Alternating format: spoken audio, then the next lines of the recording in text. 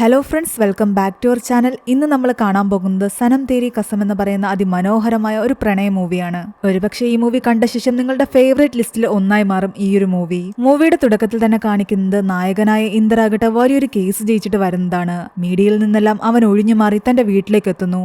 വീടിന്റെ ഗാർഡനിലുള്ള ഓക്കുമരത്തിന്റെ ചുവട്ടിലേക്ക് ഒരു കുപ്പി വൈനുമായിട്ട് അവൻ ചെല്ലുന്നുണ്ട്. അവൻ ചെന്ന് നിന്നതും ആ ഓക്കുമരത്തിൽ നിന്ന് ഒരുപാട് പൂക്കൾ അവന്റെ ശരീരത്തിലേക്ക് വീഴുന്നുണ്ട്. ആ മരത്തിൽ ഇങ്ങനെ എഴുതി വെച്ചിരുന്നു: സരസ്വതി പരിഹാർ 1994 മുതൽ 2015 വരെ. കഥ പിന്നീട് കുറച്ചു വർഷങ്ങൾ ബാക്കിലേക്ക് പോവുകയാണ്. ഇന്ദർ ഒരു കമ്മ്യൂണിറ്റിയിലായിരുന്നു താമസിച്ചുകൊണ്ടിരുന്നത്. ഒരടുക്കും ചിട്ടയും ഒന്നും തന്നെ ഇല്ലാത്ത ജീവിതം. ഇന്ദർ താമസിക്കേണ്ട മുകളിലത്തെ അപ്പാർട്ട്മെന്റിലാണ് നായികയായ സരസ്വതിയും ഫാമിലിയും താമസിച്ചുകൊണ്ടിരുന്നത്. അച്ഛനും അമ്മയും അനിയത്തി കാവേരിയും അടങ്ങുന്ന കുടുംബം. ഒരു തെലുങ്ക് ബ്രാഹ്മണ കുടുംബമായിരുന്നു സരുവിന്റേത്. അതുകൊണ്ട് തന്നെ എല്ലാ കാര്യത്തിലും അവളുടെ അച്ഛന് ഓരോ ചിട്ടവട്ടങ്ങളുണ്ട്.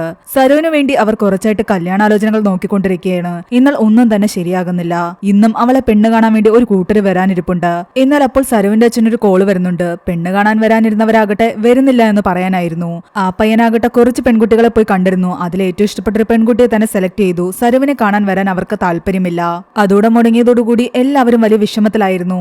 ഏറ്റവും കൂടുതൽ ദേഷ്യം വന്നത് കാവേരിക്കാണ്. അവള് പറയുന്നുണ്ട്, ഇവളുടെ കല്യാണം കഴിയാതെ എനിക്ക് കല്യാണം കഴിക്കാൻ പറ്റില്ല എന്ന്. കാവേരി ഒരു പയ്യനുമായിട്ട് പ്രണയത്തിലാണ്. അവന്റെ പേര് സഞ്ജയ് എന്നായിരുന്നു.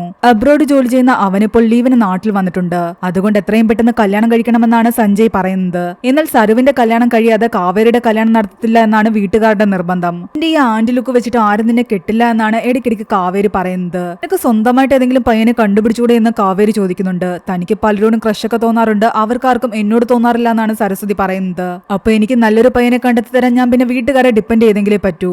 സരു ആകട്ടെ അവിടുത്തെ ഒരു ലൈബ്രറിയിലാണ് ജോലി ചെയ്തുകൊണ്ടിരുന്നത്. പെണ്ണ് കാണലും മുടങ്ങിയ സ്ഥിതിക്ക് ഇനിയിപ്പം ജോലിക്ക് പോകാന്ന് പറഞ്ഞിട്ട് സരുവും അച്ഛനും ജോലിക്ക് പോവുകയാണ്. ലിഫ്റ്റിലേക്ക് കയറാൻ തുടങ്ങിയത് അത് വർക്കാവുന്നുണ്ടായിരുന്നില്ല. അവർ സ്റ്റെപ്പ് വഴി താഴേക്ക് ചെല്ലുമ്പോഴാണ് ഇന്ദർ തന്റെ ഗേൾഫ്രണ്ടുമായിട്ട് അവിടെ കെട്ടിപ്പിടിച്ച് നിൽക്കുന്നത് കാണുന്നത്.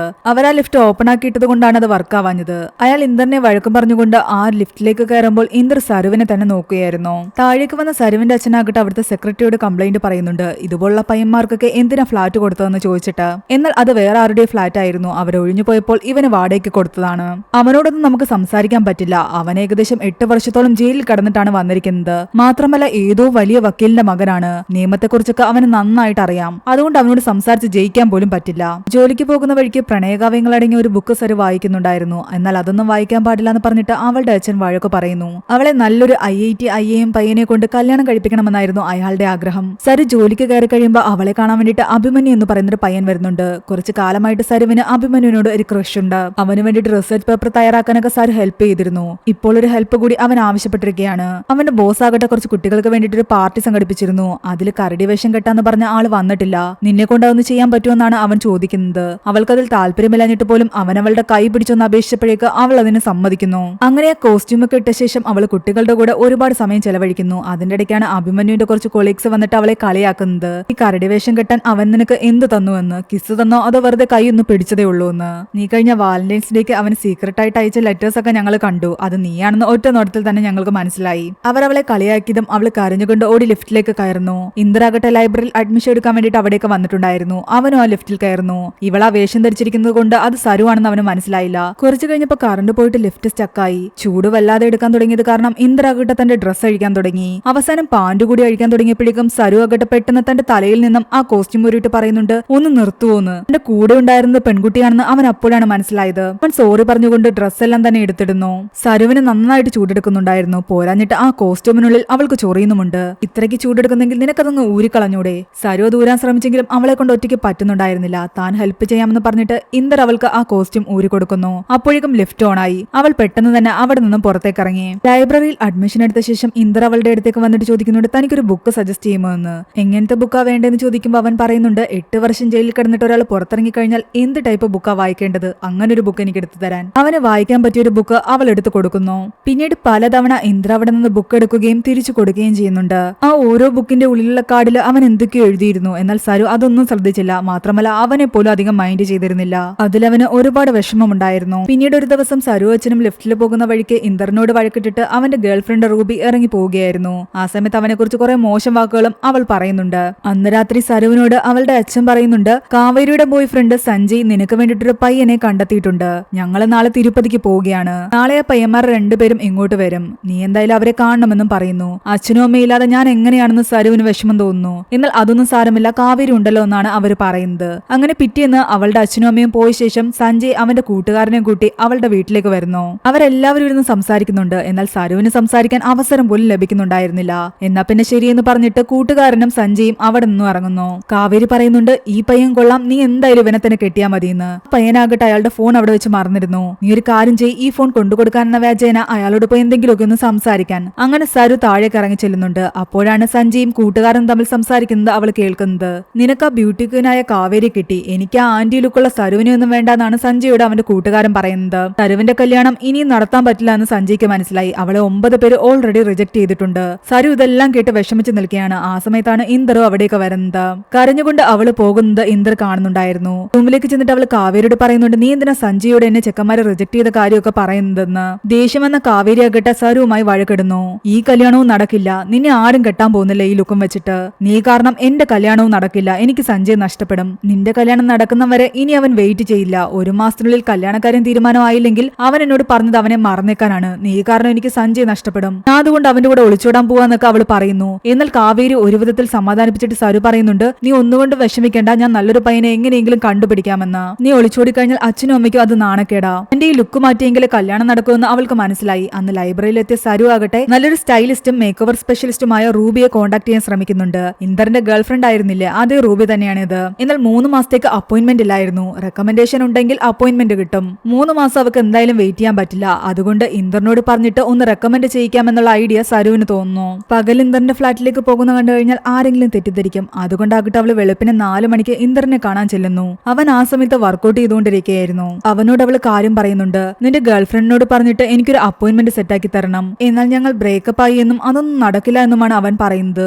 അവൾ വീണ്ടും റിക്വസ്റ്റ് ചെയ്തുകൊണ്ടിരിക്കുകയാണ്. കൃത്യം ആ സമയത്ത് തന്നെ റൂബി അവിടേക്ക് കയറി വരുന്നു. അവരെ രണ്ടുപേരെയും ഈ വെളുപ്പിന് 4 മണിക്ക് അങ്ങനെ കണ്ടപ്പോൾ അവൾ തെറ്റിദ്ധരിക്കുന്നുണ്ട്. സരുവിനെ കുറിച്ച് മോശമായിട്ട് അവൾ സംസാരിക്കുന്നു. എന്നാൽ അങ്ങനെയൊന്നും ഇല്ലാന്ന് അവൻ പറഞ്ഞെങ്കിലും അവൾ അതൊന്നും കേൾക്കുന്നില്ല.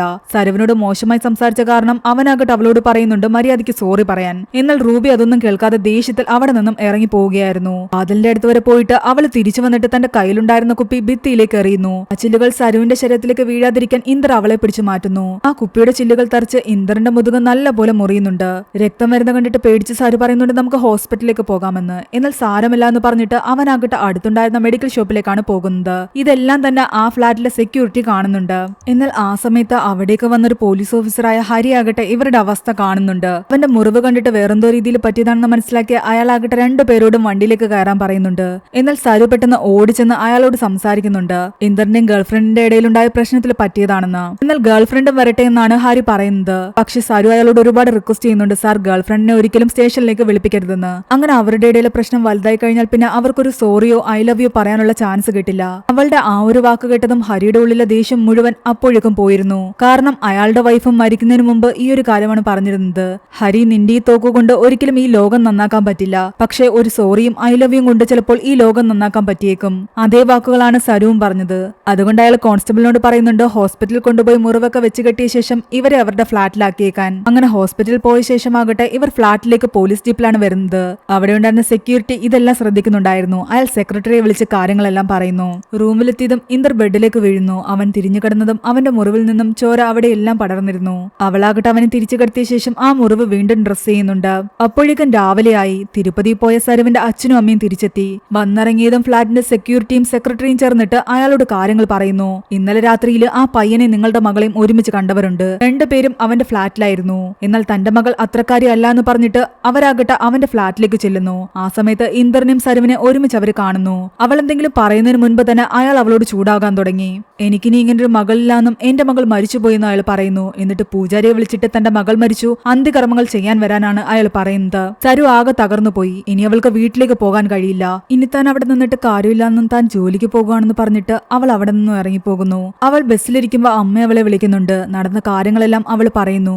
ഒരു കണക്കിന് ഇതിങ്ങനെയായത് നന്നായി. എന്തായാലും അച്ഛൻ കാവേരിയുടെ കല്യാണം നടത്താൻ ഉടനെ തീരുമാനിച്ചല്ലോ. ഞാൻ അവൾക്ക് വാക്ക് കൊടുത്തതാ അവളുടെ കല്യാണം എങ്ങനെയെങ്കിലും നടത്തുമെന്ന്. ഞാൻ എന്തായാലും അവിടെ നിന്ന് മാറി നിൽക്കുന്നത് തന്നെയാ നല്ലത്. കാവേരിയുടെ കല്യാണം നടന്ന ശേഷം നമുക്ക് സംസാരിക്കാം. അന്ന് ലൈബ്രറിയിലെത്തിയ അവളാകട്ടെ ആകെ സങ്കടത്തിലായിരുന്നു. ഇനിയിപ്പോ വീട്ടിലേക്ക് പോകാൻ പറ്റാത്ത കാരണം താമസിക്കാൻ ഒരു ഇടം കണ്ടെത്തണം. ഒന്നും തന്നെ ശരിയാകാത്ത കാരണം ആകെ വിഷമിച്ചിരിക്കുകയായിരുന്നു അവൾ. ആ സമയത്ത് ഇന്ദർ അവളുടെ അടുത്തേക്ക് വന്നിട്ട് അവൾക്ക് വേണ്ടി അവൻ കണ്ടെത്തിയ വീടിന്റെ താക്കോല് കൊടുക്കുന്നു. അവളെയും കൂട്ടി അവൻ ആ വീട്ടിലേക്ക് പോകുന്നു. അത്യാവശ്യം അത്യാവശ്യം സൗകര്യങ്ങളെല്ലാം ഉള്ള ആ വീട്ടില് കുറച്ച് സാധനങ്ങൾ കൂടി വാങ്ങണം. അങ്ങനെ അവർ ഒരുമിച്ച് സാധനങ്ങൾ വാങ്ങാൻ വേണ്ടിട്ട് പുറത്തേക്ക് ഇറങ്ങുകയാണ്. മാർക്കറ്റിൽ വെച്ച് അറിയാതെ അവളാകട്ടെ ബാങ്ക് കുടിക്കുന്നു. അത് തലയ്ക്ക് പിടിച്ചതും തന്റെ വിഷമങ്ങളെല്ലാം മറന്നിട്ട് അവളാകട്ടെ ഒരുപാട് ഡാൻസ് ചെയ്യുന്നുണ്ട്.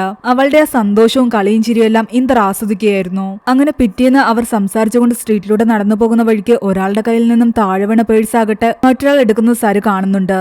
സരു അയാളുടെ കയ്യിൽ നിന്ന് ആ പേഴ്സ് വാങ്ങി യഥാർത്ഥ ഓണറിന് തിരിച്ചു കൊടുക്കാൻ ശ്രമിക്കുന്നു. എന്നാൽ അയാളാകട്ടെ സരുവുമായിട്ട് വഴക്കിടുകയാണ്. അപ്പോഴേക്കും ഇന്ദർ വന്നിട്ട് അയാളെ ഭീഷണിപ്പെടുത്തി അയാളുടെ കയ്യിൽ നിന്ന് ആ പേഴ്സ് വാങ്ങുന്നു. അത് തുറന്നു നോക്കി അതിലുള്ള ഫോട്ടോ കാണുന്നതും ഇന്ദർ അത് അയാൾക്ക് തന്നെ തിരിച്ചു കൊടുക്കുകയാണ്. ഇത് കണ്ട് സരുവിന് ദേഷ്യം വരുന്നു. അവൾ അയാളുടെ കയ്യിൽ നിന്ന് ആ പേഴ്സ് തിരിച്ചു വാങ്ങി യഥാർത്ഥ ഓണറിന്റെ കയ്യിൽ കൊണ്ടു കൊടുക്കുന്നുണ്ട്. എന്നിട്ട് തിരിച്ച് ഇന്ദർ എന്ന് വിളിച്ച് അവന്റെ പിറകെ പോകുന്നു. എന്നാൽ ദേഷ്യത്തില് അവനാകട്ടെ ഗെറ്റ് ലോസ്റ്റ് എന്ന് പറഞ്ഞിട്ട് അവളെ തള്ളിയിടുകയാണ് ചെയ്യുന്നത്. പെട്ടെന്ന് ആ പേഴ്സ് കൊടുത്ത അയാളാകട്ടെ തിരിച്ച് ഓടി വന്ന് അവളെ അവിടെ നിന്നും പിടിച്ചെഴുന്നേൽപ്പിക്കുന്നു. വീട്ടിലെത്തി കഴിയുമ്പോൾ സരുവിനോട് ചെയ്തത് തെറ്റാണെന്ന് തോന്നിയിട്ട് അവൻ അവളെ വിളിക്കുന്നുണ്ട്. എന്നാൽ അവൾ ഫോൺ എടുക്കുന്നുണ്ടായിരുന്നില്ല. അവൾ താമസിച്ചിരുന്ന വീട്ടിലും ജോലി സ്ഥലത്തും പോയെങ്കിലും അവിടെ എങ്ങും തന്നെ അവളെ കണ്ടെത്താൻ കഴിഞ്ഞില്ല. അങ്ങനെ അവൻ ആകെ ടെൻഷനായി അവളെ അന്വേഷിച്ച് നടക്കുമ്പോൾ അവള് ബസ് സ്റ്റോപ്പിൽ കരഞ്ഞുകൊണ്ടിരിക്കുന്നത് അവൻ കാണുന്നു. നീ എന്താ വീട്ടിലേക്ക് പോകാഞ്ഞെന്ന് അവൻ വന്ന് ചോദിക്കുമ്പോൾ അവള് പറയുന്നുണ്ട്, നീ എന്നോട് ഗെറ്റ് ലോസ്റ്റ് പറഞ്ഞില്ലേ, പിന്നെങ്ങനെ നീ തന്ന വീട്ടിലേക്ക് ഞാൻ പോകുന്നത്? ഒരുപാട് വിഷമത്തോടെ അവൻ വന്ന് അവളോട് പറയുന്നു, ഞാനൊരു രാക്ഷസനാ, നിനക്കിനോട് സോറി പറയാൻ താല്പര്യമുണ്ടെന്ന് ചോദിക്കുമ്പോൾ അവൻ സോറി പറയുന്നുണ്ട്. വിഷമത്തോടെ അവൾ വന്ന് അവനെ കെട്ടിപ്പിടിക്കുന്നു. അതുവഴി ടാക്സിയിൽ പോയിക്കൊണ്ടിരുന്ന അവളുടെ അച്ഛൻ ഇതെല്ലാം കാണുന്നുണ്ടായിരുന്നു. അതോടെ അയാൾക്ക് അവളോടുണ്ടായിരുന്ന കുറച്ച് ദേഷ്യം ഇരട്ടിയായി മാറി. ഇന്ദറും സരുവും ടാക്സിയിൽ കയറി പോകാൻ നേരത്ത് ഇന്ദർ അവളോട് പറയുന്നുണ്ട്, നീ നേരത്തെ ഒരാൾക്ക് പേഴ്സ് തിരിച്ചു കൊടുത്തില്ലേ, അതെന്റെ അച്ഛനാണ്. എന്നാൽ സരു പറയുന്നു, എനിക്കറിയാമെന്ന്, നിന്നെയും അച്ഛനെയും കുറിച്ചെല്ലാം ഞാൻ ഒരുപാട് വായിച്ചിട്ടുണ്ട്. അവളുടെ കയ്യിലൊരു ബുക്ക് ഉണ്ടായിരുന്നു അവരെ പറ്റി എഴുതിയിരുന്നത്. തനിക്ക് നിന്റെ അച്ഛനെ വെറുപ്പാണെന്ന് അവൻ പറയുന്നു. എന്നാൽ എന്നെങ്കിലും ഒരു ദിവസം നീ നിന്റെ അച്ഛനെ കെട്ടിപ്പിടിക്കുമ്പോൾ നിന്റെ ഈ വെറുപ്പെല്ലാം തന്നെ മാറും. സരു ഇത് പറഞ്ഞതും അവൻ തിരിച്ചു ചോദിക്കുന്നുണ്ട്, അങ്ങനെയാണെങ്കിൽ നിന്റെ അച്ഛൻ നിന്നെ കെട്ടിപ്പിടിക്കാൻ ഒരു ചാൻസുമില്ലേ എന്ന്, അച്ഛന്റെ ദേഷ്യമെല്ലാം മാറാൻ നമുക്ക് എന്തെങ്കിലും ചെയ്യാമെന്ന്. സരു പറയുന്നുണ്ട്, അച്ഛന്റെ ദേഷ്യം മാറണമെങ്കിൽ അച്ഛൻ ആഗ്രഹിച്ച പോലെ ഒരു IIT IIM പയ്യനെ ഞാൻ വിവാഹം കഴിക്കണം. പക്ഷേ അതിനെന്റെ ലുക്ക് മാറ്റണം. ഈ ലുക്കിൽ എന്നെ ആരും വിവാഹം കഴിക്കില്ല. ഞാൻ അതിനുവേണ്ടിയാ റൂബി അന്വേഷിച്ച് നിന്റെ അടുത്ത് വന്നത്. ഇത് കേട്ടതും ഇന്ദ്ര ഒരു ഐഡിയ പറയുന്നു. അവൻ സരുവിനെ അവന്റെ ഒരു ഫ്രണ്ടിന്റെ അടുത്തേക്ക് കൊണ്ടുപോകുന്നു. അയാൾ അവിടുത്തെ നല്ലൊരു സ്റ്റൈലിസ്റ്റ് ആയിരുന്നു. അയാളുടെ സഹായത്താൽ സരുവിന്റെ ഫുൾ ലുക്കും അവൻ മാറ്റിയെടുക്കുന്നു. ഇപ്പോൾ അവളെ കണ്ടാൽ ആരും നോക്കിപ്പോകും, അത്രയധികം സുന്ദരിയായി മാറി അവൾ. തന്നെ കാണാൻ എങ്ങനെയുണ്ടെന്ന് അവൾ ചോദിക്കുമ്പോൾ അവൻ പറയുന്നുണ്ട്, ഇനിയൊരിക്കലും നിന്നെ ആരും ആന്റി എന്ന് വിളിച്ച് കളിയാക്കില്ല എന്ന്. എന്റെ അച്ഛനും കാവേരി അമ്മയൊക്കെ എന്നെ ഈ ലുക്കിൽ കണ്ടു കഴിഞ്ഞാൽ ഒരുപാട് സന്തോഷിക്കുമെന്ന് പറഞ്ഞിട്ട് അവളാകട്ടെ അവരെ കാണാൻ വേണ്ടിയിട്ട് അന്ന് രാവിലെ തന്നെ അവിടേക്ക് ചെല്ലുന്നു. എന്നാൽ അവിടെ ചെന്നതും അവൾ കാണുന്നത് ഞെട്ടിക്കുന്ന ഒരു കാഴ്ചയായിരുന്നു. അവളുടെ ഫോട്ടോയിൽ മാലയ്ക്കിട്ട ശേഷം അവളുടെ മരണാനന്തര ചടങ്ങുകൾ നടത്തുന്നതാണ് അവൾ കാണുന്നത്. അവളുടെ അച്ഛനെ സംബന്ധിച്ച് തലേന്ന് രാത്രി അവർ രണ്ടുപേരും ഒരുമിച്ച് കണ്ടതോടുകൂടി അവളെ മരിച്ചതായിട്ടാണ് അയാൾ കണക്കാക്കുന്നത്. ഇത് കണ്ട് ആകെ തകർന്നു പോയി സരു. ഇന്ദ്ര ഒരു വിധത്തിൽ അവളെ ആശ്വസിപ്പിക്കാൻ ശ്രമിക്കുന്നു. ഇനി നീ എന്ത് ചെയ്യുമെന്ന് ചോദിക്കുന്നുണ്ട്. എന്നാൽ താൻ തളരാൻ കൂട്ടാക്കില്ല എന്നും ഞാൻ സ്ട്രോങ് ഗേൾ ആണെന്നും അവൾ പറയുന്നു.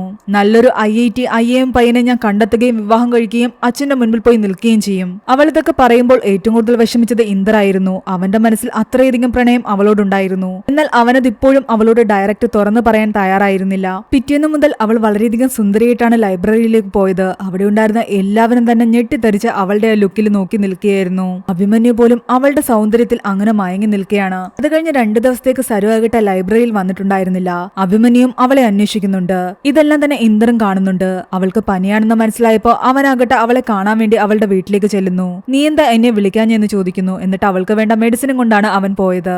അഭിമന്യു അവളെ വന്ന് തിരക്കിയ കാര്യം അവൻ പറയുന്നുണ്ട്. നിങ്ങൾ തമ്മിൽ എന്തെങ്കിലും ഇഷ്യൂ ഉണ്ടോ എന്ന് ചോദിക്കുമ്പോൾ അവൾ പറയുന്നു, അങ്ങനെയൊന്നും ഇല്ലാന്ന്. ഞാൻ അവനോട് എന്തെങ്കിലും സംസാരിക്കാൻ ശ്രമിക്കുമ്പോൾ എന്റെ വായിന്ന് എന്തെങ്കിലും മണ്ടത്തരമായിരിക്കും വരുന്നത്. ഇന്ദ്ര ആകട്ടെ തന്റെ കയ്യിൽ ഒരു ഫയൽ വെച്ചിട്ടുണ്ടായിരുന്നു. അവൾക്ക് വേണ്ടിയിട്ട് IIT IIM ആയിട്ടുള്ള കുറെ പയ്യന്മാരുടെ ലിസ്റ്റാണത്. അടുത്ത ആഴ്ച മുതൽ നിന്നെ കാണാൻ ഓരോരുത്തർ വരും. അതിൽ ആരെങ്കിലും ഒരാളെ നീ സെലക്ട് ചെയ്യണം. അങ്ങനെ അവൾ പനിയൊക്കെ മാറിയിട്ട് വീണ്ടും ലൈബ്രറിയിലേക്ക് ജോലിക്ക് ചെന്ന് കഴിയുമ്പോൾ അഭിമന്യു ആകട്ടെ അവളോട് വന്ന് പറയുന്നുണ്ട്, എനിക്ക് നിന്നെ ഇഷ്ടമാണെന്നും വിവാഹം കഴിക്കാൻ താല്പര്യമുണ്ടെന്നും. അത് കേട്ടതും അവളാകെ ഷോക്കിലായി. അവൾ ഒരു പക്ഷെ കേൾക്കാൻ ആഗ്രഹിച്ച ഒരു കാര്യമാണ് അവൾ ഒരുപാട് ലേറ്റ് ആയിട്ട് ഇപ്പോൾ കേട്ടിരിക്കുന്നത്. അപ്പോഴേക്കും ഇന്ദ്ര അവിടെ വന്നിട്ടുണ്ടായിരുന്നു. അവളെ കാണാൻ വേണ്ടി ഒരു പയ്യൻ മുകളിൽ വെയിറ്റ് ചെയ്യുന്നു എന്ന് പറഞ്ഞിട്ട്. എന്നാൽ അവൾ ഇന്ദ്രനോട് പറയുന്നു, അഭിമന്യു തന്നെ വിവാഹം കഴിക്കാൻ താല്പര്യം കാണിക്കുന്നുണ്ടെന്ന്. ഞാൻ എന്ത് പറയണമെന്ന് ചോദിക്കുന്നു. ഇത് കേട്ടതും ഇന്ദ്ര ആകെ ഞെട്ടി. നിനക്ക് ഇഷ്ടമാണെങ്കിൽ നീ ഇഷ്ടമാണെന്ന് പറഞ്ഞേക്കാൻ പറയുന്നു. അങ്ങനെ അഭിമന്യുവിനെ വിവാഹം കഴിക്കാൻ അവൾ സമ്മതിക്കുന്നു. പിന്നീട് അങ്ങോട്ട് അവർ രണ്ടുപേരും ഒരുമിച്ച് അവരുടെ കല്യാണത്തിന്റെ ഒരുക്കങ്ങൾ നടത്തുകയായിരുന്നു. സരുവിന്റെ സൈഡിൽ നിന്ന് ഇന്ദ്ര മാത്രമാണ് അവളുടെ കൂടെ ഉണ്ടായിരുന്നത്. അഭിമന്യുവിനെ സരുവിനും ഒരുമിച്ച് കാണുമ്പോഴെല്ലാം തന്നെ ഇന്ദ്രന്റെ ഉള്ളിൽ അത്രയധികം വേദനയുണ്ടായിരുന്നു. അവളുടെ കല്യാണത്തിന് വേണ്ടിയുള്ള സാരി എടുക്കാൻ പോയപ്പോഴാകട്ടെ അവിടെ വെച്ച് കാവേരിയുടെ കല്യാണത്തിന് വേണ്ടി സാരി എടുക്കാൻ വീട്ടുകാർ വന്നിരിക്കുന്നത് അവൾ കാണുന്നു. അവളുടെ കല്യാണം ഫിക്സ് ചെയ്ത സ്ഥിതിക്ക് തന്നെ പോലും വിളിച്ചില്ലല്ലോ എന്ന് ആലോചിച്ച് അവൾ ഒരുപാട് വിഷമിക്കുന്നു. ദിവസം കഴിഞ്ഞ് സരു ആകട്ടെ ഇന്ദ്രനെ വന്ന് കാണുന്നുണ്ട്. അവളുടെ കല്യാണക്കാർഡ് കൊടുത്തിട്ട് പറയുന്നുണ്ട്, എന്റെ സൈഡിൽ നിന്ന് വരാൻ നീ മാത്രമേ ഉള്ളൂ ഉള്ളൂ എന്ന്. അവളുടെ കയ്യിൽ നിന്ന് ബ്ലഡ് എടുത്തതിന്റെ പാടുകൾ അവൻ കാണുന്നു. ഇതെന്തിനാണെന്ന് ചോദിക്കുമ്പോൾ തുർക്കിയിലെ അഭിമന്യുവിന് ജോലി കിട്ടിയെന്നും കല്യാണം കഴിഞ്ഞാൽ ഞങ്ങൾ രണ്ടുപേരും അങ്ങോട്ടേക്ക് പോവുകയാണെന്നുമാണ് പറയുന്നത്. അതിനു വേണ്ടിയിട്ടുള്ള മെഡിക്കൽ ടെസ്റ്റ് എല്ലാം ഇപ്പോൾ കഴിഞ്ഞതേ ഉള്ളൂ. ഇതെല്ലാം കേട്ട് സങ്കടപ്പെട്ടിരിക്കുകയാണ് ഇന്ദർ. ആ കാർഡും വാങ്ങി അവൻ അവിടെ നിന്നും പോകാൻ നേരം ബസ്സിൽ വെച്ച് സരുവിന്റെ അച്ഛനെ കാണുന്നു. അവൻ ആ ബസ്സിന്റെ പിറകെ ഓടുന്നുണ്ട്. സരു ഒരു IIT IIM പയ്യനെ കല്യാണം കഴിക്കാൻ പോവുകയാണെന്നും അവളുടെ സൈഡിൽ നിന്ന് ആരുമില്ല, നിങ്ങൾ എന്തായാലും വരണമെന്നും പറയുന്നു. എന്നാൽ അവളുടെ അച്ഛൻ ഇതൊന്നും തന്നെ മൈൻഡ് ചെയ്യുന്നില്ല. അങ്ങനെ പിറ്റേന്ന് സരുവിന്റെ കല്യാണമാണ്. ഇന്ദുറും അവളും ചേർന്ന് റെഡിയായി രജിസ്റ്റർ ഓഫീസിലേക്ക് എത്തിയിരുന്നു. ഒരുപാട് നേരം അഭിമന്യുവിന് വേണ്ടി വെയിറ്റ് ചെയ്ത് നിന്നെങ്കിലും അവൻ വന്നില്ല. ആകെ ടെൻഷനായി അവന്റെ വീട്ടിലേക്ക് ചെല്ലുമ്പോൾ അഭിമന്യു പറയുന്നത് തനിക്ക് കല്യാണത്തിൽ താല്പര്യമില്ല എന്നാണ്. എന്നാൽ കാരണം അന്വേഷിക്കുമ്പോൾ തന്റെ വീട്ടുകാർ സമ്മതിച്ചില്ല എന്നായിരുന്നു അവൻ പറയുന്നത്. നീയല്ലേ പറഞ്ഞത്, നീ പറഞ്ഞു കഴിഞ്ഞാൽ നിന്റെ വീട്ടുകാരെല്ലാം സമ്മതിക്കും, ആരും എതിർപ്പ് പ്രകടിപ്പിക്കില്ല എന്ന്. പിന്നെന്താ ഇപ്പൊ ഇങ്ങനെയൊക്കെ പറയുന്നെന്ന് പറഞ്ഞിട്ട് അവൾ ചൂടാകുന്നു. ഇന്ദർ അവനോട് മര്യാദയ്ക്ക് സംസാരിക്കാൻ ശ്രമിക്കുന്നുണ്ട്. എന്നാൽ അവൻ കല്യാണത്തിന് താല്പര്യമില്ല എന്ന് തന്നെ പറഞ്ഞിട്ട് ഒഴിഞ്ഞു മാറുകയാണ്. ദേഷ്യം വന്ന സരു ഇന്ദറിനോട് പറയുന്നുണ്ട് അവനെ അടിക്കാൻ. എന്നാൽ ഇന്ദർ അടിക്കുന്നില്ല. ഒടുവിൽ അവന്റെ അച്ഛനും അമ്മയും വന്നിട്ട് അവളോട് പറയുന്നു, ജീവിച്ചിരിക്കുമ്പോൾ തന്നെ ഒരു അച്ഛൻ മകളുടെ മരണാനന്തര കർമ്മങ്ങൾ നടത്തിയിരിക്കുന്നു. അങ്ങനെ ഒരു പെൺകുട്ടിയെ ഞങ്ങളുടെ വീട്ടിലേക്ക് മരുമകളായി കൊണ്ടുവരാൻ ഞങ്ങൾക്ക് താല്പര്യമില്ല. സരു ഇതെല്ലാം കേട്ട് ആകെ തകർന്നുപോയി. അവിടെ നിന്നും ഒരുപാട് വിഷമത്തിലും ദേഷ്യത്തിലുമാണ് അവൾ പുറത്തേക്ക് ഇറങ്ങുന്നത്. ആ ദേഷ്യമെല്ലാം അവൾ ഇന്ദറിനോട് തീർക്കുന്നു. നിന്നോട് പറഞ്ഞതല്ലേ അവനെ അടിക്കാൻ, നീ എന്താ അടിക്കാഞ്ഞതെന്നും ചോദിക്കുന്നുണ്ട്. നിങ്ങളുടെ സഹിക്കവയ്യാതെ അവൾ തന്റെ മേക്കപ്പ് എല്ലാം തുടച്ചു കളഞ്ഞ് തന്റെ സാരിയെല്ലാം വലിച്ചെറിയുന്നു. അവളെ ഒരു വിധത്തിൽ സമാധാനിപ്പിച്ച് ടാക്സിയിലേക്ക് കയറ്റുകയാണ് ഇന്ദർ. അവൾ നേരെ പോകുന്നത് അഭിമന്യുവിനും അവൾക്കും വേണ്ടിയിട്ട് അവൾ ബുക്ക് ചെയ്ത ആ ഹണിമൂൺ റിസോർട്ടിലേക്കായിരുന്നു. അവിടെ ബെഡിൽ കിടന്ന് അവൾ ഒരുപാട് നേരം കരയുന്നുണ്ട്. ഇന്ദറിന് എന്ത് പറഞ്ഞ് അവളെ ആശ്വസിപ്പിക്കണമെന്ന് അറിയില്ലായിരുന്നു. ഒടുവിൽ കുറച്ചു കഴിയുമ്പോൾ അവൾ ഇന്ദറിനോട് പറയുന്നു, എനിക്കെല്ലാം മറക്കണം, ഇന്ന് നിന്റെ കൂടെ കുറച്ച് സമയം ചെലവഴിക്കണം. എന്നാൽ ഇന്ദർ അതിന് സമ്മതിക്കുന്നില്ല. നീ ഈ വിഷമത്തിലാണ് ഇപ്പോൾ ഇങ്ങനെയൊക്കെ പറയുന്നത്. നാളെ രാവിലെ ആവുമ്പോൾ നിനക്ക് ഇതാലോചിച്ചിട്ട് ഒരുപാട് വിഷമം തോന്നും. അതുകൊണ്ട് ഞാൻ പോവാണെന്ന് ഇന്ദർ പറയുന്നു. എന്നാൽ അവൾ അവനോട് പോവല്ലേന്ന് പറഞ്ഞിട്ട് അവിടെ പിടിച്ചു നിർത്തുകയാണ്. അന്നത്തെ ആ രാത്രി അവർ രണ്ടുപേരും ഒന്നായി. പിറ്റേന്ന് രാവിലെ അവൻ എഴുന്നേറ്റ് നോക്കുമ്പോൾ സരുവിനെ അവിടെ കാണുന്നുണ്ടായിരുന്നില്ല. താഴേക്ക് നോക്കുമ്പോൾ സരുവും അഭിമന്യു സംസാരിച്ചുകൊണ്ട് നിൽക്കുന്നുണ്ട്. അഭിമന്യു അവളെ കെട്ടിപ്പിടിക്കുന്നുമുണ്ട്. ഇതെല്ലാം കണ്ടപ്പോൾ ഇന്ദറിന് ദേഷ്യം വരുന്നു. കുറച്ചു കഴിഞ്ഞ് സരുവിന്റെ ഒരു മെസ്സേജ് അവന് വരുന്നുണ്ട്. അഭിമന്യു രാവിലെ വന്നിരുന്നു എന്ന്. എനിക്ക് നിന്നോട് എന്താ പറയേണ്ടതെന്ന് അറിയില്ല. സോറിയാണോ, നന്ദിയാണോ, അതോ ഗുഡ് ബൈ ആണോ? പിന്നീട് സരുവിനെ ഇന്ദർ കണ്ടിട്ടുണ്ടായിരുന്നില്ല. അവൻ തിരിച്ച് തന്റെ റൂമിലേക്ക് വന്നു. സരു ഇല്ലാതെ അവിടെ നിൽക്കാൻ അവന് തോന്നിയില്ല. അതുകൊണ്ട് എല്ലാം പാക്ക് ചെയ്ത് അവിടെ നിന്ന് പോകാൻ അവൻ തീരുമാനിക്കുകയാണ്. അപ്പോൾ സരുവിന്റെ അമ്മ അവിടേക്ക് വരികയും കാവേരിയുടെ കല്യാണ ലെറ്റർ അവന് കൊടുക്കുകയും ചെയ്യുന്നുണ്ട്. നീ ഇത് സരുവിനെ ഏൽപ്പിക്കണമെന്ന് പറയുന്നു. അവര് വിളിച്ചിട്ട് സരു ഫോൺ എടുക്കുന്നുണ്ടായിരുന്നില്ല. അങ്ങനെ അവൻ ആ കാർഡുമായിട്ട് ലൈബ്രറി ചെന്നെങ്കിലും അവൾ അവിടെ നിന്നും ജോലി രാജിവെച്ചു എന്നാണ് അറിയുന്നത്. അങ്ങനെ അഭിമന്യുവിന്റെ ഓഫീസിൽ ചെന്നിട്ട് അവിടെ റിസപ്ഷനിൽ ആ കാർഡ് കൊടുത്തിട്ട് അഭിമന്യുവിനെ ഏൽപ്പിക്കാൻ പറയുന്നുണ്ട്. കുറച്ചു കഴിയുമ്പോൾ അഭിമന്യു ആ കാർഡുമായിട്ട് വന്നിട്ട് അവനോട് ചോദിക്കുന്നു, ഇതെന്തിനാ എന്നെ ഏൽപ്പിക്കുന്നതെന്ന്. സരുവിന്റെ കയ്യിൽ കൊടുക്കാനാണെന്ന് പറയുമ്പോൾ സരു എന്റെ കൂടെ ഇല്ല എന്നാണ് അവൻ പറയുന്നത്. ഞാനന്ന് കല്യാണ ദിവസമാണ് അവളെ അവസാനമായിട്ട് കണ്ടത്. എന്നാൽ ഇന്ദർ പറയുന്നു, നീ കള്ളം പറയുകയാണ്. നീ അന്ന് റിസോർട്ടിൽ വന്നിട്ടുണ്ടായിരുന്നല്ലോ. അത് ഞാൻ എന്റെ ഒരു പേഴ്സണൽ ആവശ്യത്തിന് മാത്രമാണ് വന്നതെന്നാണ് അവൻ പറയുന്നത്. അല്ലാതെ സരു എന്റെ കൂടെയല്ല താമസം. ഞാൻ അവളെ പിന്നീട് കണ്ടിട്ടേ ഇല്ല. ഇന്ദർ ആകെ ടെൻഷനിലായി. അവളെ വിളിക്കുന്നുണ്ടെങ്കിലും അവൾ ഫോൺ എടുക്കുന്നുണ്ടായിരുന്നില്ല. അവസാനം അവളുടെ ഫോൺ ലൊക്കേഷൻ കണ്ടെത്തി അവൻ ചെല്ലുമ്പോഴാകട്ടെ അവൾ ഒരു കാട്ടിനകത്ത് ഇരിക്കുകയായിരുന്നു. നീ എന്തിനാ ഈ കാട്ടിലൊക്കെ വന്നിങ്ങനെ ഒറ്റയ്ക്കിരിക്കുന്നതെന്ന് അവൻ ചോദിക്കുന്നു. എന്തിനാ ഫോൺ എടുക്കാതെ എല്ലാവരുമായിട്ടുള്ള കോണ്ടാക്ട് അവസാനിപ്പിച്ച് ഇവിടെ വന്നിരിക്കുന്നത്? ഇതൊക്കെ ചോദിക്കാൻ നീ ആരാന്നാണ് അവൾ തിരിച്ചു ചോദിക്കുന്നത്. ആ രാത്രിക്ക് ശേഷം ഞാൻ നിനക്ക് ആരാണെന്ന് നീ തന്നെ പറയണം. എന്നാൽ അവള് തിരിച്ചു പറയുന്നത്, ആ രാത്രി കഴിഞ്ഞതോടുകൂടി ആ കാര്യവും കഴിഞ്ഞു. ആ രാത്രി നമുക്കിടയിൽ നടന്നതെല്ലാം അഭിമന്യുവിനെ മറക്കാൻ വേണ്ടി മാത്രമായിരുന്നു. അല്ലാതെ നമുക്കിടയിൽ ഒന്നും തന്നെയില്ല. ഇതൊക്കെ കേട്ടപ്പോ ഇന്ദറിന് ഒരുപാട് വിഷമമായി. എന്നിട്ട് അവൾ അവിടെ നിന്നും റോഡിലേക്ക് കടക്കുന്നു. അവൻ പോയി എന്ന് വിചാരിച്ചിട്ട് അവൾ അവിടെ ഇരുന്ന് കരയുകയായിരുന്നു. എന്നാൽ അവനാകട്ടെ കാവേരിയുടെ വെഡിങ് കാർഡും കൊണ്ട് അവളുടെ അടുത്തേക്ക് വരുന്നു. ഇത് തരാൻ വേണ്ടിയാണ് ഞാൻ വന്നതെന്നും പറയുന്നു. അവൾ ഓടി വന്ന് അവനെ കെട്ടിപ്പിടിക്കുന്നു. അവനപ്പോൾ അവളോട് ചോദിക്കുന്നുണ്ട്, ഇനി പറ നീ എന്റെ ആരാണെന്ന്. പക്ഷെ അവൾ ഒരു മറുപടിയും പറയുന്നുണ്ടായിരുന്നില്ല. അവന്റെ തോളില് അവൾ കുഴഞ്ഞു വീഴുന്നു. അവളുടെ മൂക്കിൽ നിന്നും ചോര വരുന്നു. അവളുടെ കഴുത്തിൽ കിടന്ന ഐഡന്റിറ്റി കാർഡ് വായിച്ചതും ഇന്ദർ ആകെ തകർന്നു പോയി. ഇന്ത്യൻ ക്യാൻസർ ഹോസ്പിറ്റൽ എന്നായിരുന്നു. പെട്ടെന്ന് അവളെയും കൊണ്ട് ഹോസ്പിറ്റലിലേക്ക് അവൻ എത്തുന്നു. അവിടെ വെച്ചാണ് സരുവിന്റെ ആ കണ്ടീഷനെ പറ്റി അവൻ അറിയുന്നത്. അവൾക്ക് ബ്രെയിൻ ട്യൂമർ ആണ്. ഒരു രീതിയിലും ഇത് ക്യൂർ ചെയ്യാൻ കഴിയില്ല. സർജറിയോ കീമോയോ ഒന്നും തന്നെ ചെയ്യാൻ പറ്റാത്ത ഒരു സ്റ്റേജിലാണുള്ളത്. അവളുടെ ഈ കണ്ടീഷനെ പറ്റി അവളുടെ ഫിയാൻസിയോട് ഞാൻ നേരത്തെ തന്നെ പറഞ്ഞതാ. ഡോക്ടർ ഇത് പറഞ്ഞതും ഇന്ദർ ആകെ ഞെട്ടി. അഭിമന്യുവിന് ഈ കാര്യം അറിയാമായിരുന്നു. അതറിഞ്ഞിട്ടാണോ അവനിനി കല്യാണം വേണ്ടാന്ന് വെച്ചത്? അവനങ്ങനെ നേരെ അഭിമന്യുവിനെ കാണാൻ പോകുന്നുണ്ട്. നീ എല്ലാം അറിഞ്ഞിട്ട് എന്തുകൊണ്ട് അതെല്ലാം മറച്ചു വെച്ചതെന്ന് ചോദിക്കുന്നു. എന്നാൽ അഭിമന്യു പറയുന്നുണ്ട്, സരു തന്നെയാണ് ഇതെല്ലാം പറയണ്ട എന്ന് പറഞ്ഞത്. ഇതുകൊണ്ടല്ല ഞാൻ കല്യാണം വേണ്ടാന്ന് വെച്ചത്. കല്യാണം വേണ്ടാന്ന് വെച്ച് അന്ന് വൈകുന്നേരമാണ് ആ മെഡിക്കൽ ടെസ്റ്റിന്റെ റിപ്പോർട്ട് വന്നത്. അപ്പോഴാണ് ഞാൻ അറിയുന്നത് അവളുടെ കണ്ടീഷൻ ഇതാണെന്ന്. അതുകൊണ്ടാണ് പിറ്റേന്ന് രാവിലെ ഒരു സെക്കൻഡ് ചാൻസ് ചോദിക്കാൻ വേണ്ടിട്ട് ഞാൻ അവളെ കാണാൻ വന്നത്. എന്നാൽ എന്നെ വീണ്ടും സ്വീകരിക്കാൻ അവൾ തയ്യാറല്ലായിരുന്നു. പിന്നീട് ഇതൊന്നും നിന്നോട് പറയണ്ടെന്നും പറഞ്ഞിട്ടാണ് അവൾ അവിടെ നിന്നും പോയത്. അങ്ങനെ വിഷമത്തോടെ അവൻ തിരിച്ച് ഹോസ്പിറ്റലിൽ എത്തുമ്പോൾ അവളുടെ സാധനങ്ങളെല്ലാം അവന്റെ കയ്യിൽ അവർ കൊടുക്കുന്നുണ്ട്. അവളുടെ ഫോൺ ചെക്ക് ചെയ്യുമ്പോൾ കഴിയുമ്പോൾ കാവേരിയുടെ വിവാഹം അവൾ കാണാൻ ഒരുപാട് ആഗ്രഹിക്കുന്നുണ്ടെന്ന് അവൻ മനസ്സിലാക്കി. അങ്ങനെ ഇന്ദർ കാവേരിയുടെ കല്യാണ ചടങ്ങുകൾ നടക്കുന്ന ഓഡിറ്റോറിയത്തിലാകട്ടെ അവിടെ ഇവിടെയും ക്യാമറകൾ സ്ഥാപിക്കുന്നുണ്ട്. അതിനുശേഷം ഹോസ്പിറ്റലിൽ നിന്ന് പെർമിഷൻ വാങ്ങി സരുവിനെ നല്ല രീതിയിൽ ഒരുക്കി ഒരു പാർട്ടിക്കെന്നുള്ള വ്യാജന അവളെ ആകട്ടെ ആ ഓഡിറ്റോറിയത്തിന്റെ ഓപ്പോസിറ്റ് ഉള്ള ഒരു കെട്ടിടത്തിലേക്ക് കൊണ്ടുപോകുന്നു. അവിടെയെല്ലാം തന്നെ അവൻ TV സ്ഥാപിച്ചിട്ടുണ്ടായിരുന്നു. അതിലൂടെ കാവേരിയുടെ കല്യാണം അവൾ ആസ്വദിച്ച് കാണുന്നു. തനിക്ക് വേണ്ടി ഇന്ദർ ഇതൊക്കെ ചെയ്യുന്നതിന് അവൾ ഒരുപാട് നന്ദി അവനോട് പറയുന്നുണ്ട്. എന്നാൽ അവൻ തിരിച്ച് ആവശ്യപ്പെടുന്നത് നീ എന്നെ വിവാഹം കഴിക്കാനായിരുന്നു. ഇത് കേട്ട് അവൾ ചിരിച്ചുകൊണ്ട് പറയുന്നു, എന്താ ചാരിറ്റി മാരേജ് ചെയ്യാനുള്ള ആഗ്രഹത്തിലാണോ? അവൻ ഒരുപാട് തവണ അവളോട് കെഞ്ചി ചോദിക്കുന്നുണ്ട്. എന്നാൽ പാതി വഴിക്ക് നിന്നുപോയ എന്റെ കഥ പൂർണ്ണമാക്കേണ്ട ജോലി നിന്റേതല്ല എന്നാണ് അവൾ പറയുന്നത്.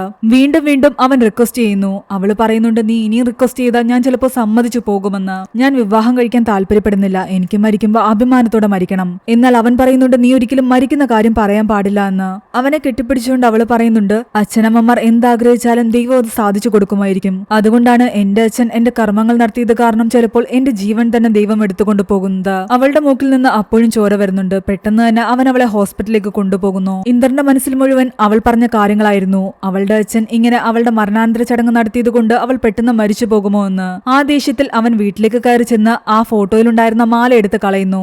എന്നിട്ട് അവളുടെ അച്ഛനോട് പറയുന്നുണ്ട്, ഇനി മേലാൽ ഈ ഫോട്ടോയിൽ മാല ഇടാൻ പാടില്ല എന്ന്. അത് സരുവിന് ഇഷ്ടമല്ല എന്ന്. നിങ്ങൾ വീണ്ടും വീണ്ടും ഇടുമ്പോൾ ഞാൻ വീണ്ടും വീണ്ടും അത് വന്നെടുത്ത് കളയും. എന്നാൽ അവനിങ്ങനെ വന്ന് ബഹളമുണ്ടാക്കിയതിന് പകരമായിട്ട് അവളുടെ അച്ഛനാകട്ടെ പോലീസിൽ കംപ്ലൈന്റ് ചെയ്യുന്നു. പിറ്റേന്ന് രാവിലെ ആ ഹരി എന്ന പോലീസുകാരൻ അവനെ പിടിക്കാൻ വരുന്നുണ്ട്. ടെറസിൽ കിടക്കുമ്പോൾ അവനെ വന്ന് പിടിച്ചുകൊണ്ട് പോകുന്നു. എന്നാൽ അവന്റെ ഫോൺ ആ ടെറസിൽ തന്നെ കിടക്കുകയായിരുന്നു. പോലീസ് സ്റ്റേഷനിൽ അവനെ പിടിച്ചിരുത്തിയിട്ട് കുറെ നേരമായി. അന്ന് സരുവിനെ ഡിസ്ചാർജ് ചെയ്യുന്ന ദിവസമാണ്. ഇന്ദറിന് വേണ്ടി അവൾ ഒരുപാട് നേരം വെയിറ്റ് ചെയ്തിരുന്നെങ്കിലും അവനെ കണ്ടില്ല. സരുവിനെ കോണ്ടാക്ട് ചെയ്യാൻ വേണ്ടിയിട്ട് അവൻ പലരോടും ഫോൺ ചോദിച്ചു. എന്നാൽ പോലീസ് സ്റ്റേഷനിലുള്ള ആരും തന്നെ ഫോൺ കൊടുത്തില്ല. അവസാനം ദേഷ്യം വന്ന് അവരെല്ലാം അടിച്ചിട്ടിട്ട് അവൻ അവിടെ നിന്ന് ഇറങ്ങി ഓടുകയാണ്. ഹരിയും ബാക്കിയുള്ള പോലീസുകാരും അവന്റെ പിറകെ തന്നെ ഉണ്ടായിരുന്നു. ഒടുവിൽ ഓടിച്ചിട്ട് അവനെ അവർ പിടിക്കുന്നുണ്ട്. എന്നാൽ അവൻ ആ പോലീസുകാരനോട് കാര്യം പറയുന്നു. തനിക്ക് 10 മിനിറ്റത്തേക്ക് അവളെ ഒന്ന് കാണണമെന്ന് മാത്രമാണ് അവൻ പറയുന്നത്. അപ്പോഴേക്കും സരു ആകട്ടെ ലൈബ്രറിയിൽ തിരിച്ചെത്തിയിരുന്നു. ഒരു ബുക്ക് കൊടുത്തിട്ട് അവളത് റീയൂസ് ചെയ്യാൻ പറയുന്നുണ്ട്. എന്നിട്ട് ബാക്കിയുള്ള ബുക്കുകളുടെ സെക്ഷനിലേക്ക് പോകുമ്പോൾ ഇന്ദറിന് അവൾ ആദ്യമെല്ലാം സെലക്ട് ചെയ്ത് കൊടുത്തിരുന്ന ഓരോ ബുക്കുകളും അവൾ എടുത്ത് നോക്കുന്നു. അപ്പോഴാണ് അതിലുണ്ടായിരുന്ന ഓരോ കാർഡിലും എഴുതിയിരുന്ന വാചകങ്ങൾ അവൾ ശ്രദ്ധിക്കുന്നത്. ആദ്യത്തേതിലുണ്ടായിരുന്നത്, ഹേ കരടിക്കുട്ടി, എന്റെ കൂടെ ഒരു കോഫി കുടിക്കാൻ വരുന്നുണ്ടോ എന്നായിരുന്നു. അടുത്ത നോട്ടിൽ ഇങ്ങനെയായിരുന്നു എഴുതിയിരുന്നത്, ഞാനിന്ന് ലിഫ്റ്റിൽ വെച്ച് ഒരു പെൺകുട്ടിയെ കണ്ടു. കരയുന്ന പെൺകുട്ടികളെ കണ്ടു കഴിഞ്ഞാൽ ഞാൻ സാധാരണ അവിടെ നിന്നും ഓടി ഒളിക്കുകയാണ് ചെയ്യാറ്. എന്നാൽ ഈ പെൺകുട്ടിയെ കണ്ടപ്പോൾ എനിക്കെന്തോ അവളെ കെട്ടിപ്പിടിച്ച് ഉമ്മ വെക്കാനാണ് തോന്നിയത്. അടുത്ത നോട്ടിൽ ഇങ്ങനെയാണ്, അവളെ കണ്ടിട്ട് 27 ദിവസവും 9 മണിക്കൂറുമായി. ഇതുവരെയും എന്റെ നോട്ടിനൊന്നും തന്നെ അവളൊരു റിപ്ലൈയും തന്നില്ല. ഇതെല്ലാം കണ്ടു കഴിഞ്ഞപ്പോൾ സരുവിന് മനസ്സിലായി ഇത്രയും കാലം അവൻ തന്നെ സ്നേഹിച്ചുകൊണ്ടിരിക്കുകയായിരുന്നു എന്ന്. ആ കാർഡിൽ കണ്ട നമ്പറിൽ സരു അവനെ ഫോൺ ചെയ്യുന്നുണ്ടായിരുന്നു. എന്നാൽ അവന്റെ ഫോൺ ആ ടെറസിൽ കിടന്ന് റിങ് ചെയ്തുകൊണ്ടേയിരിക്കുകയാണ്. അപ്പോഴേക്കും അവനാകട്ടെ ആ പോലീസുകാരനോട് പറയുന്നുണ്ട്, എനിക്കൊരു സോറിയും ഐ ലവ് യും പറയാനുള്ള സമയം വേണമെന്ന്. അങ്ങനെ അയാൾ അവനെ ആ ലൈബ്രറിയിലേക്ക് കൊണ്ടുവരുന്നു. അവൻ ഓടിച്ചെന്ന് സരുവിനെ കാണുന്നു. ഹോസ്പിറ്റലിൽ വരാൻ പറ്റാത്തതിൽ അവൻ ഒരുപാട് സോറി പറയുന്നു. നീ എന്തിനു കരയുന്നത്, നമുക്ക് ഹോസ്പിറ്റലിലേക്ക് തിരിച്ചു പോകാമെന്നാണ് അവൻ പറയുന്നത്. എന്നാൽ അവള് ചോദിക്കുന്നു, നീ ഈ കത്തിലെല്ലാം എഴുതിയിരിക്കുന്നത് ഞാൻ നിന്റെ ബെസ്റ്റ് ചോയ്സ് ആണെന്നാണ്. പിന്നെ എന്തിനാ അഭിമന്യുവിനെ കല്യാണം കഴിച്ചോളാൻ എന്നോട് പറഞ്ഞത്? എന്നാൽ അവൻ പറയുന്നു, നീ എന്റെ ബെസ്റ്റ് ചോയ്സ് ആണ്, പക്ഷേ നിനക്ക് ഞാൻ ബെസ്റ്റ് ചോയ്സ് അല്ല. എന്നാൽ അവൾ അവനോട് ആവശ്യപ്പെടുന്നത് അവളെ വിവാഹം കഴിക്കാൻ തന്നെയാണ്. അങ്ങനെ അവർ രണ്ടുപേരും കെട്ടിപ്പിടിച്ചുകൊണ്ട് നിൽക്കുമ്പോൾ ഹരി അവിടേക്ക് വരുന്നു. നിനക്ക് തന്ന സമയം കഴിഞ്ഞു, പോകാമെന്ന് പറയുന്നു. അവനാകട്ടെ അയാളോട് റിക്വസ്റ്റ് ചെയ്യുന്നുണ്ട്, എന്നെ വിട്ടയക്കാൻ പറഞ്ഞിട്ട്. സരുവും കരഞ്ഞുകൊണ്ട് അയാളോട് ഒരുപാട് റിക്വസ്റ്റ് ചെയ്യുമ്പോൾ പിന്നെ അയാൾക്ക് വേറെ ഒന്നും തന്നെ ചെയ്യാൻ പറ്റിയില്ല. അവന്റെ കയ്യിലെ വിലം കഴിച്ച ശേഷം ഇതെന്റെ വിവാഹ സമ്മാനമാണ് എന്ന് പറഞ്ഞിട്ട് അവരുടെ കയ്യിലേക്ക് വെച്ചു കൊടുക്കുകയാണ് ചെയ്യുന്നത്.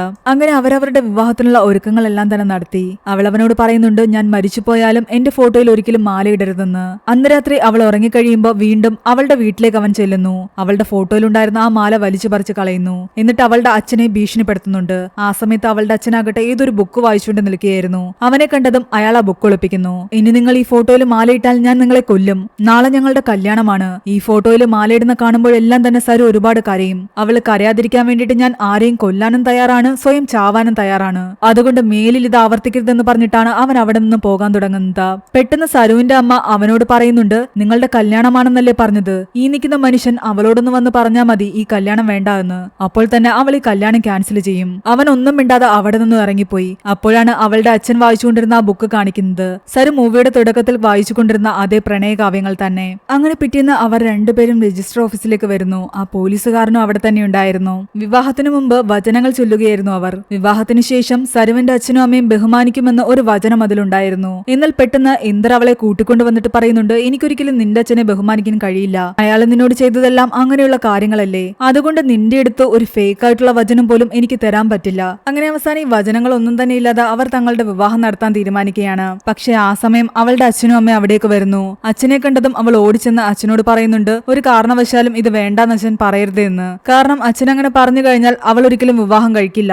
അത് കാരണം ഇന്ദറും അവളും നന്നായിട്ട് പേടിച്ചിരുന്നു. എന്നാൽ അയാൾ പറയുന്നത് ഇങ്ങനെയാണ്, നിനക്ക് ഇപ്പോൾ കിട്ടിയിരിക്കുന്ന ഈ പയ്യനെ പോലെ ഒരിക്കലും ഞാൻ അന്വേഷിച്ച പോലും ഒരു പയ്യനെ കിട്ടില്ല. കാരണം നിനക്ക് വേണ്ടി അവൻ ഒരാളെ കൊല്ലുകയും ചെയ്യും, ചിലപ്പോൾ അവന്റെ ജീവൻ തന്നെ കളയുകയും ചെയ്യും. അവരുടെ വിവാഹത്തിന് അവളുടെ അച്ഛൻ സമ്മതം കൊടുക്കുന്നു. അങ്ങനെ അച്ഛനും അമ്മയും കൂടി വന്നതോടുകൂടി സരു ഒരുപാട് ഹാപ്പി ആയിരുന്നു. അവൾ സൈൻ ചെയ്ത് തീർന്നതും അവളുടെ മൂക്കിൽ നിന്നും രക്തം വരാൻ തുടങ്ങി. പെട്ടെന്ന് തന്നെ അവൾ തല കറങ്ങി വീണു. എല്ലാവരും അവളെയും കൊണ്ട് ഹോസ്പിറ്റലിലേക്ക് പോവുകയാണ്. അപ്പോഴാണ് അവളുടെ മെഡിക്കൽ കണ്ടീഷനെ പറ്റി അവളുടെ അച്ഛനും അമ്മയും അറിയുന്നത്. അവരാകെ തകർന്ന അവസ്ഥയിലായിരുന്നു. അവളുടെ അച്ഛനോട് അവൾ പറയുന്നുണ്ട്, ഞാൻ അച്ഛനെ ഒരുപാട് മിസ് ചെയ്തിരുന്നു എന്ന്.